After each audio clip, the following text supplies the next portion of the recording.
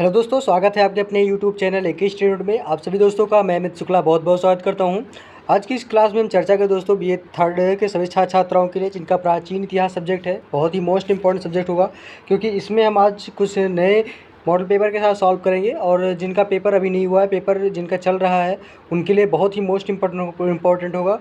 और जिनका आने वाले 1-2 महीने के बाद पेपर होने वाला है उनके लिए सबसे मोस्ट इम्पॉर्टेंट होगा, क्योंकि जितने भी यूनिवर्सिटीज़ के अपने थर्ड ईयर की पेपर करा रही हैं उनके लिए ये सारे क्लासेस बहुत ही मोस्ट इम्पॉर्टेंट है। और जिनका सेमेस्टर वाइज क्लासेस है और क्लासेस में जिनका सब्जेक्ट है political history of south India, ये इनका जिनका सब्जेक्ट है उनके लिए ये भी मॉडल पेपर बहुत ही मोस्ट इंपॉर्टेंट होगा। तो दोस्तों बने रहे वीडियो के अंत तक, क्योंकि इस क्लास में कुछ नए चैप्टर के साथ कुछ नए हम उमंग के साथ पढ़ेंगे जो आने वाले जितने भी पेपर में हम क्वालिफाई करना चाहेंगे। तो दोस्तों चलिए चलते हैं क्लास की तरफ और मॉडल पेपर की तरफ कि किस तरीके से हमारे बीच मॉडल पेपर आया। जी हाँ दोस्तों, कुछ इस तरीके से आपका मॉडल पेपर दिया जाएगा। इसमें दिया जाएगा बीए तृतीय वर्ष प्राचीन इतिहास। प्रश्न पत्र आपका होगा दक्षिण भारत का राजनीतिक इतिहास। बहुत ही मोस्ट इंपॉर्टेंट प्रश्न होगा। टाइम आपका 3 घंटा निर्धारित किया गया है, जैसे कि पहले होता था। पहले आपका सेम उसी तरीके से होगा, लेकिन जितने भी यूनिवर्सिटीज़ का थर्ड ईयर का पेपर नहीं हुआ है वो आप लोग ज़रूर देखिएगा, क्योंकि इसमें सारे आपके पेपर के अनुसार ही सारे मॉडल पेपर बनते हैं। तो अब आपका आता है खंड आ। खंड आ से सभी प्रश्न करने हैं और प्रत्येक प्रश्न का आंसर आपको 50 शब्दों में देना है।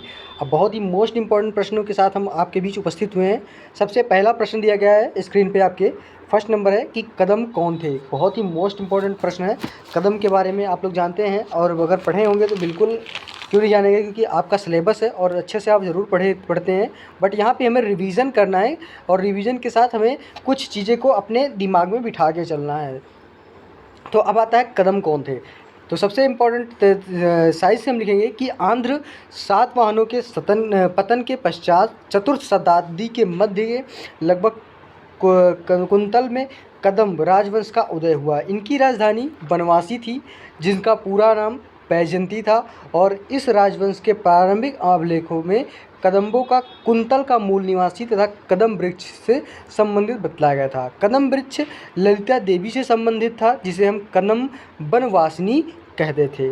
फिर आता है सेकंड नंबर, चालुक्य कौन थे। चालुक्य, अब चालुक्य के बारे में भी आप लोग ने पढ़ा हुआ है, क्योंकि हम जितने भी टाइमों से हम इतिहास पढ़ते आ रहे हैं तो हम इन्हीं के बारे में ही पढ़ा है। चालुक्य हो गए, चालुक्य वंश हो गए, परमार वंश हो गए, उसके बाद में फिर हमारे चंदेल वंश हो गए, गुप्त वंश हो गए। ये सारे हम यही तो पढ़ते चले आ रहे हैं सदियों सदियों तक, और अभी हम पढ़ते ही जा रहे हैं। तो अलग अलग हम टाइपों में, अलग अलग सेमेस्टरों में अलग तरीके से हम पढ़ने का प्रयास करते हैं। तो जितने भी ये हम सेमेस्टर में अब जाते हैं तो उसी के अनुसार हमारी बुक्स निर्धारित की गई हैं और उसी के अनुसार हमें डिसाइड करके पढ़ना भी है। तो आप लोग बिल्कुल टेंशन ना लीजिए, क्योंकि मैं आपको हर प्रकार से मॉडल पेपर सॉल्व कराएंगे। जितने भी आप का नए सिरे से चल रहा है क्लासेस, सबको आपको नए तरीके से क्लासेस मिलेंगे। First year, second year, fourth year, third year और फिफ्थ सिक्स जितने भी सेमेस्टर हैं सारे के सारे चलेंगे। फटाफट आप लोग वीडियो को अंत तक देखते रहिए और लाइक करते रहिए, चैनल को सब्सक्राइब करते रहिए।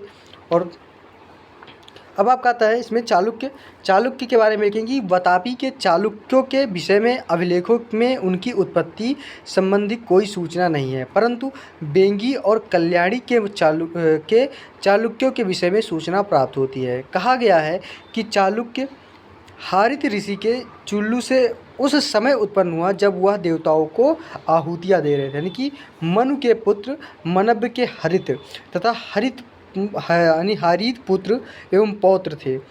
और हारीत के पुत्र चालुक्य से चालुक्य जनजाति उत्पन्न हुए। तो ये था चालुक्य के बारे में। फिर आता है थर्ड नंबर, भिल्लम पंचम कौन थे। इनके बारे में यहाँ पे आपको लिखना है। भिल्लम पंचम यादव वंश का प्रथम महान शासक था। शासन भार संभालने के 10 वर्ष पूर्व से ही यह युवराज की हैसियत से प्रशासन के कार्य में भाग लेना प्रारंभ किया और इस अवधि में उसने कई विजय भी प्राप्त की। भिल्लम पंचम की सबसे महान स्मारक उपलब्धि थी कल्याणी के चालुक्य सोमेश्वर चतुर्थ पर विजय तथा उनकी राजधानी कल्याणी पर अधिकार। उसने यादव वंश की स्थापना की, यानी किसने, भिल्लम पंचम ने यादव वंश की स्थापना की। फिर आता है फोर्थ नंबर, यानी कि बेंगी के चालुक्य कौन थे। बहुत ही मोस्ट इंपॉर्टेंट प्रश्न है। बेंगी के चालुक्य के बारे में यहाँ पे लिखना होगा कि बेंगी का चालुक्य वंश बादामी के चालुक वंश का एक शाखा के रूप में प्रारंभ हुआ। बेंगी के वंश जो है, बेंगी के चालुक्य वंश के संस्थापक कुब्ज विष्णुवर्धन बादामी से शासन करने वाले द्वितीय पुलकेशन का छोटा भाई था। तो यहाँ पे आपको ये, चूँकि यहाँ पे बादामी नगर जो है वो पश्चिमी दिशा में स्थित है, वहाँ के चालुक्य वंश पश्चिमी चालुक्य वंश कहा गया, और बेंगी के पूर्व से बसे होने के कारण इन्हें शाखा पूर्वी चालुक्य वंश कहा गया है। उसके बाद फिर आपका आता है नेक्स्ट 5 नंबर प्रश्न आता है जैतुकी पर एक टिप्पणी लिखिए। जैतुकी के बारे में यहाँ पे आपको लिखना है, जैतुकी पर एक टिप्पणी लिखना है। अब जैतुकी के बारे में यहाँ पे आप लिखेंगे कि भिल्लम पंचम की मृत्यु के बाद जैतुकी यानी कि अथवा जैत्र सिंह जिसे कहते हैं हम, जैतुकी को जो हम जैत्र सिंह यादवों ने सत्ता संभाली। वह योग्य और हिम्मती था, इसी कारण बल्लाल होयसल की कृष्णा नदी को पार कर मुख्य यादव पर आक्रमण करने की कोई योजना बनाने का साहस नहीं हुआ। उसने लाट और मालवा के राजाओं पर विजय प्राप्त की। वह विद्वानों का आश्रयदाता था। तो ये जैतुकी के बारे में हो गया। उसका फिर आता है 6 नंबर प्रश्न, प्रताप रुद्रदेव। अब प्रताप रुद्रदेव हैं कौन? प्रताप रुद्रदेव ने अपने कर्तव्यों को निष्ठापूर्वक निभाया और दिल्ली के क्रूर बेचता था, परंतु मुस्लिम आक्रमण को रोकने में उसकी असफलता से साम्राज्य में विघटन की शक्तियों को प्रोत्साहन मिला। उसने सामंतों में भी कई कायस्थों को सर्वाधिक महत्व था। मालिक काफूर के आक्रमण के समय 1310 ईस्वी में कायस्थ कुमार ने अपने पौत्र के राज्य को प्राप्त करने का असफल प्रयास किया। तो ये थे रुद्रदेव बर्मन जी के बारे में, प्रताप रुद्रदेव बर्मन। फिर आता है 8 नंबर प्रश्न कि माने कि पल्लव कला शैली पर प्रकाश डालिए। पल्लव कला शैली के बारे में यहाँ पे आपको लिखना है। इसमें लिखेंगे आप लोग कि प्रथम महेंद्र वर्मन और प्रथम नरसिंह वर्मन, जिसे कहते हैं महामल्ल या मामल्ल, ने मंदिर वस्तु की जिन शैलियों अथवा पद्धतियों का विकास किया उन्हें क्रमशः महेंद्र शैली और मामल्ल शैली कहा गया। तो ये था पल्लव और पल्लव के बारे में, यानी कि महेंद्र वर्मन तथा नरसिंह वर्मन के बारे में। पल्लव वस्तु की चौथी शैली जो यानी कि वस्तु, उसके बाद में तीसरी शैली जो थी वो राजसिंह शैली कहलाई गई, और उसके बाद में फिर आपका आता है चौथी शैली जिसे हम अपराजिता शैली के नाम से जो नंदी वर्मन द्वितीय की देन थी। तो इस तरीके से इनका अलग अलग तरीके से अपना योगदान था। उसके बाद फिर आपका आता है 8 नंबर प्रश्न कि प्रांतक प्रथम कौन था। बहुत ही मोस्ट इम्पॉर्टेंट ये भी प्रश्न आपका है। प्रांतक प्रथम के बारे में यहाँ पे आपको लिखना है कि चोल नरेश प्रांतक के बारे में प्रथम 907 ईस्वी में गद्दी पर बैठा और अपने 48 वर्षों के शासनकाल में अपने पिता के समय में प्राप्त यानी आदित्य प्रथम सफलताओं में और वृद्धि की। सबसे पहले तो उसने राष्ट्रकूट शासक कृष्ण तृतीय द्वारा अपने ही पुत्र को चोल राजगद्दी को बिठाने का असफल प्रयत्न किया और प्रतिष्ठा बढ़ाई। उसके बाद फिर आपका आता है नेक्स्ट क्वेश्चन, चालुक्यों की विभिन्न शाखाएं कौन थी। बहुत ही मोस्ट इम्पॉर्टेंट, चालुक्य की जो विभिन्न शाखाएं हैं उसके बारे में यहाँ पे लिखना है। चालुक्य मुख्य रूप से 3 शाखाएं बताई गई हैं। कौन कौन सी हैं? फर्स्ट नंबर है बेंगी के चालुक्य। बेंगी राज्य मुख्यतः कृष्णा और गोदावरी नदियों के बीच स्थित था। सेकंड नंबर वाताप के चालुक्य मुख्यतः कर्नाटक के निवासी थे और इस वंश के प्रारंभिक शासक बनवासी के कदम्बों के सामंत थे। थर्ड नंबर में आता है आपका कि राष्ट्रकूटों के अवशिष्ट शक्ति को नष्ट कर उनके राज्य को हस्तगत कर तैलप द्वितीय ने एक नए राजवंश की स्थापना की जो कल्याणी के चालुक्य नाम से प्रसिद्ध हुई। तो ये था चालुक्यों के बारे में। उसके बाद में फिर आपका आता है नेक्स्ट क्वेश्चन, लास्ट नंबर है 10th नंबर सेक्शन ए का। इसमें आपका आता है कि पल्लव मल्ल कौन था। पल्लव मल्ल के बारे में यहाँ पे आपको लिखना है। पल्लव मल्ल जी के बारे में लिखना है कि महेंद्र वर्मन प्रथम के बाद उसका पुत्र नरसिंह वर्मन प्रथम राजा हुआ और उसे महामल्ल भी कहा गया। उसने चालुक्य राज्य की राजधानी वातापी पर आक्रमण किया जहां पुलकेशन लड़ता हुआ मारा गया। इसने एक विजय के फलस्वरूप वातापी कोण की उपाधि धारण की और उसने चेर, चोल, कलब्र तथा पांड्य सभी की युद्ध में पराजित किया। उसने उस समय पल्लव शक्ति को सर्वोच्च शिखर पर थी। इसी वजह से पल्लव मल्ल के बारे में आपको यहाँ पे बताया गया। तो पल्लव मल के बारे में जान गए आप लोग। उसके बाद में आता है खंड बा। तो दोस्तों खंड आ के ये सारे प्रश्न आपके लिए बहुत ही मोस्ट इंपॉर्टेंट था। और वीडियो अच्छी लग रही हो ज़रूर लाइक करें, चैनल को सब्सक्राइब करना बिल्कुल ना भूलें और फटाफट एक दूसरे को वीडियो को ज़रूर शेयर करते रहिए। फिर आता है खंड बा में केवल 5 प्रश्न करने हैं और प्रत्येक प्रश्न का आंसर 250 शब्दों में देना है। बहुत ही मोस्ट इंपॉर्टेंट प्रश्न है। इसमें आपको लिखना है, पहला प्रश्न दिया गया है सेकंड नंबर इसमें बा में कि चोलों के स्थानीय प्रशासन का वर्णन कीजिए। अब जो चोल के स्थानीय प्रशासन है उसके बारे में यहाँ पे आपको लिखना है। इसमें आपको आएगा कि चोलों के शासनकाल में स्थानीय प्रशासन का सर्वाधिक महत्व दिया गया है। जो 8वीं से 9वीं शताब्दी में ही ग्राम प्रशासन काफ़ी विकसित हो गया था और साम्राज्यवादी चोल जो सम्राटों में ने इसे अत्यधिक प्रोत्साहन प्रदान किया। जबकि नाडुओं की जो सभाएं थी वो प्रतिनिधि संस्थाएं थीं। ग्रामों तथा नगरों की सभाएं प्रजा की वास्तविक संस्थाएं थीं। अब ग्राम प्रशासन का केंद्र बिंदु सभाएं थीं। गांव की प्रत्येक वयस्क व्यक्ति उनका सदस्य होता था। सभाओं के अपने अध्यक्ष, समुदाय तथा निगम होते थे। चोल स्रोतों से 3 प्रकार की ग्राम सभाओं के उल्लेख मिलते हैं, जो ऊर, सभा तथा नगरम। नगरम जो आता है, ऊर में आपको ऊर का शाब्दिक अर्थ है पुर से। यह ग्राम तथा नगर दोनों के लिए प्रयुक्त होता था। जैसे ऊर एक सामान्य प्रकार की सभा था। इनके संगठन तथा कार्य पद्धति के विषय में अधिक सूचना नहीं मिलती है। इनकी कार्य समिति को हम अलुंगड़म कहते थे। ऊर अपने प्रतिनिधियों से दस्तावेज के मसौदे तैयार कराकर उन्हें लेखबद्ध करते थे। इनकी जो सदस्यों को नगद धन दिया जाता था। फिर आता है सभा। सभा यानी कि सभा को हम पेरगुरी, इनके सदस्यों को हम पेरुक्कलम कहते थे। यहाँ ब्राह्मण बस्तियों जिसे हम अग्रहारों की संस्था थी। सभा की संगठन बहुत महत्वपूर्ण एवं जटिल था। परांतक प्रथम के राज्यकाल के 2 अभिलेखों के स्थानीय जो महासभा द्वारा वारियम के संबंध में किए गए प्रस्ताव का उल्लेख है।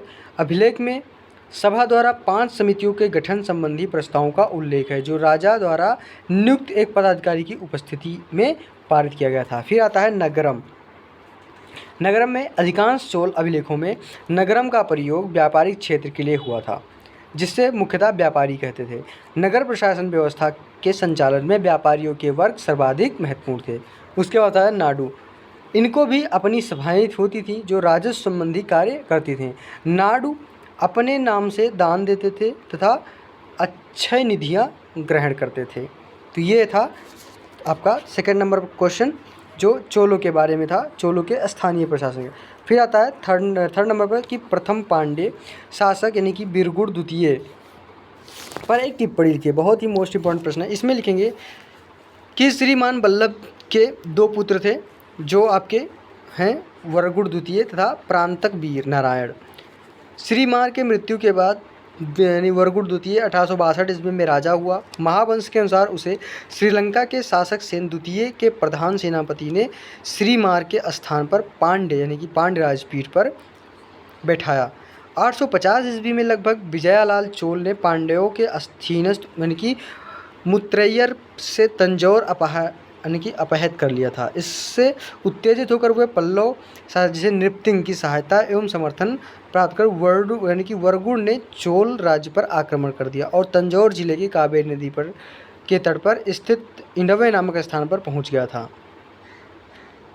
पल्लव शासक नंदीवर्धन तृतीय की मृत्यु के उपरांत नृपतिंग तथा उसके सौतेले भाई यानी कि अपराजित के बीच उत्तराधिकारी के संघर्ष हुआ, जिसमें वरगुड़ द्वितीय यानी कि नृपतुंग की ओर से लड़ा और श्रीलंका का राजा यानी कि चोल आदित्य प्रथम तथा पश्चिमी गंग पृथ्वीपति अपराजित की ओर से श्रीपुर बिम्बियन नामक स्थान पर हुए युद्ध में अपराजित की विजय हुई और पांड्य पराजित हुए और उनकी शक्ति को धक्का लगा। वरगुड़ शिव का उपासक था यानी कि वरगुड़ जो था वो शिव का उपासक था।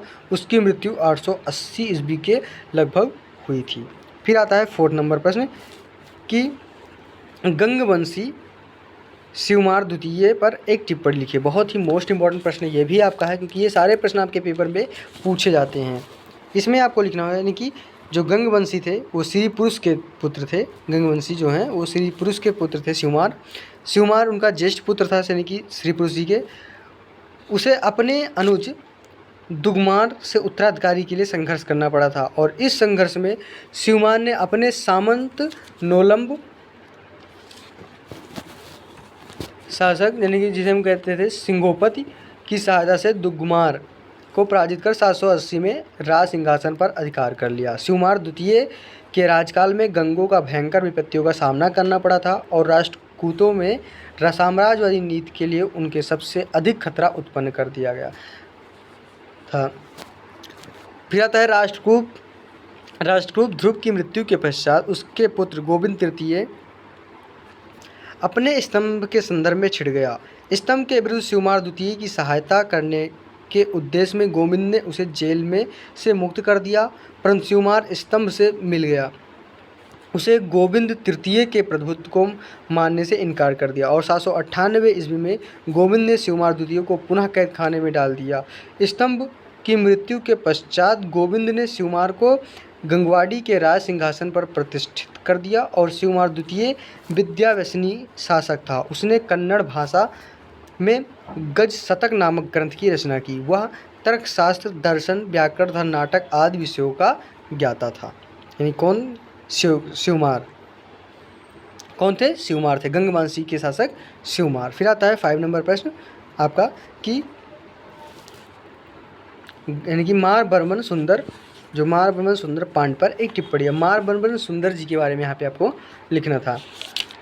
यहाँ पे आपको लिखना होगा कि जटावर्मन कुलशेखर प्रथम की मृत्यु के बाद उसका छोटा भाई यानी मारबर्मन सुंदर पांड्य प्रथम 1216 ईस्वी में गद्दी पर बैठा, जिसे हम द्वितीय पांड्य वंश का शासक माना जाता है।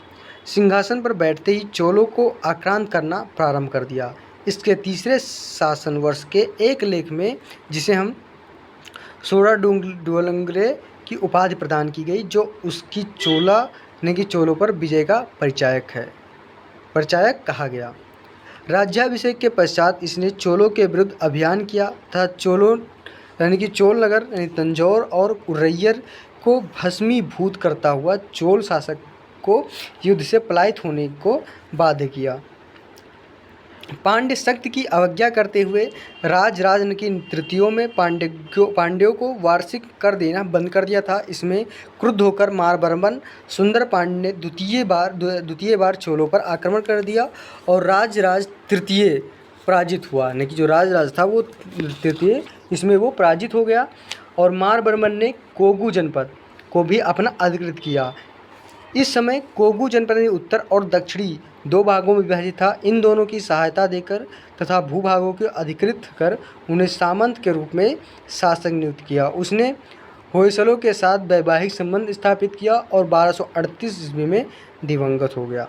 तो ये था मारबर्मन सुंदर पांड्य के बारे में। उसके बाद फिर आपका आता है नेक्स्ट क्वेश्चन 6 नंबर कि पुलकेशन द्वितीय कौन था। बहुत ही मोस्ट इंपॉर्टेंट है पुलकेशन द्वितीय के बारे में, यहाँ पे आपको लिखना है।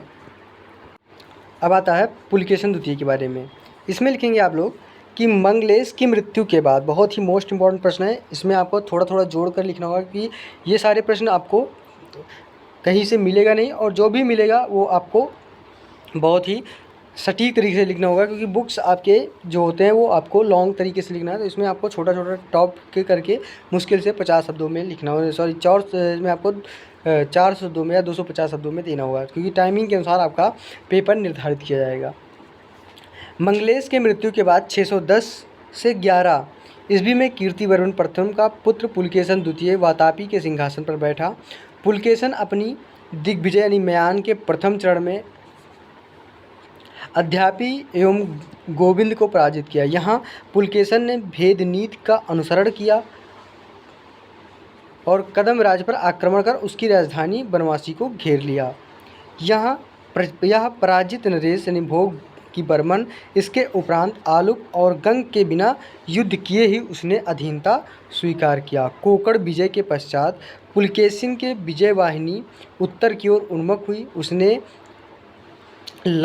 लाट मल्ल एवं गुर्जरों के विरुद्ध विजय अभियान जारी किया तथा उक्त नरेश को आत्मसमर्पण के लिए बाध्य किया।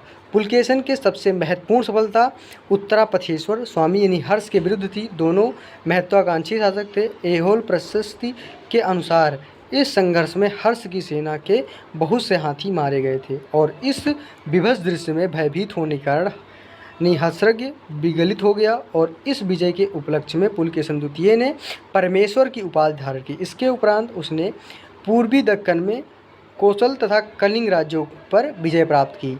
पल्लव राज्य के विरुद्ध प्रथम आक्रमण में उसे सफलता प्राप्त हुई और कांची की अधिकृत करने में वह सफल रहा, परंतु पल्लवों के विरुद्ध द्वितीय अभियान में उसे निर्णायक एवं अस्थायी सफलता नहीं मिली और उसने क्या हुआ कि इस ईरानी सम्राट में राजनयिक संबंध स्थापित किया तथा अपनी वृद्धावस्था के कारण वह तापी की सुरक्षा न कर सका। तो ये था पुलकेशन द्वितीय के बारे में। तो वो इस तरीके से अपना युद्ध लड़ा और लास्ट में वो अपना ही सुरक्षा स्वयं नहीं कर सका। तो ये था पुलकेशन द्वितीय के बारे में। तो ये था खंड बा के सारे प्रश्न। उसके बाद आपका आता है खंड सा। खंड सा में आपको केवल 2 प्रश्न करने हैं और प्रत्येक प्रश्न का जो आंसर देना है वो आपको 5 शब्दों में देना है। तो ये 2-2 प्रश्न करके हम आपको अलग से वीडियो बना देंगे और इसको आपको अच्छे से करना होगा।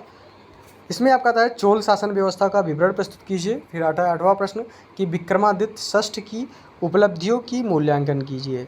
फिर आता है 9वें नंबर प्रश्न कि राष्ट्रकूट प्रशासन के विशिष्ट तत्वों का वर्णन कीजिए। और उसके बाद फिर आता है 10 नंबर की पल्लव चालुक्य संघर्ष का संक्षिप्त टिप्पणी कीजिए।